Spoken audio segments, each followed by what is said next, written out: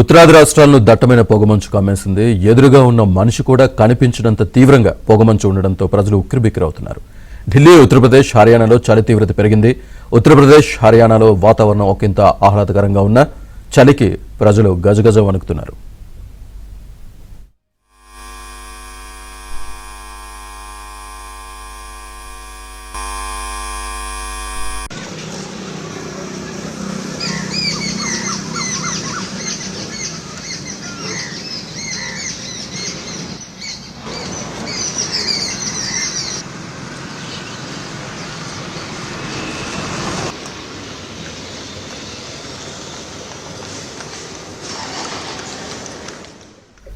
దేశ రాజధాని ఢిల్లీని పొగమంచు దుప్పటి కప్పేసింది. వాయు కాలుష్యం, పొగమంచుతో ప్రజలు బయటకు వచ్చే పరిస్థితి లేదు.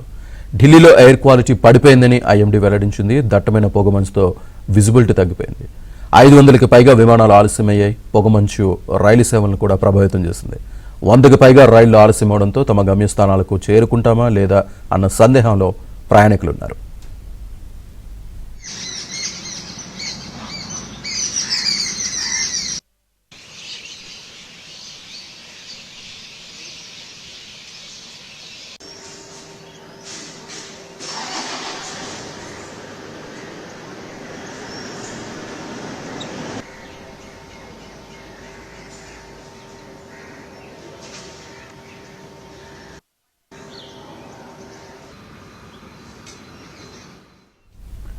అటు కశ్మీర్లో ఉష్ణోగ్రతలు 0 డిగ్రీలకు దగ్గరకు వచ్చాయి. ఇప్పటికే శ్రీనగర్లో -3 డిగ్రీలు నమోదైతే సోనామార్గ్లో -5.8 కనిష్ట టెంపరేచర్, రాజస్థాన్లో 3 డిగ్రీలుగా ఉంది.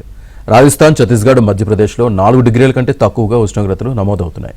అమృత్సర్, జలంధర్లో పొగమంచు కమ్మేయడంతో రాకపోకలపై ప్రభావం పడుతోంది.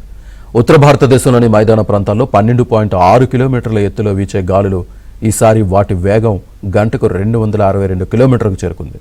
దీంతో జమ్మూ కాశ్మీర్, ఢిల్లీ, పంజాబ్, హర్యానా, ఉత్తరప్రదేశ్, బీహార్, జార్ఖండ్, ఛత్తీస్గఢ్, రాజస్థాన్, మధ్యప్రదేశ్లో రాబోయే 5 రోజులు ఉష్ణోగ్రతలు మరింత తగ్గుతాయని భారత వాతావరణ శాఖ తెలిపింది. 23 రాష్ట్రాల్లో దట్టమైన పొగమంచు హెచ్చరికలు జారీ చేసింది. దీని ప్రభావం రైళ్లు, విమానాల రాకపోకలపై పడింది. ఈ ఉదయం ఇప్పటి వరకు వివిధ మార్గాల్లో 13 విమానాలు రద్దయ్యాయి.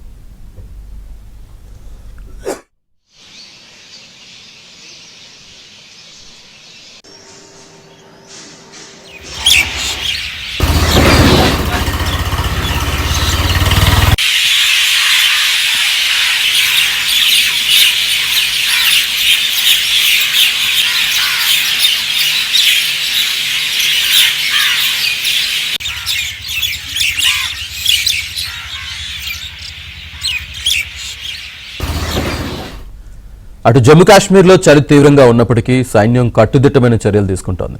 పర్వత ప్రాంతాల్లో గస్తీ ముమ్మరం చేసిన సైన్యం జమ్మూ ప్రాంతంలో 35 మంది వరకు పాకిస్తానీ ఉగ్రవాదులు ఉన్నారన్న నిఘా వర్గాల సమాచారంతో ఉగ్రవాదుల ఆపరేషన్ కొనసాగిస్తోంది.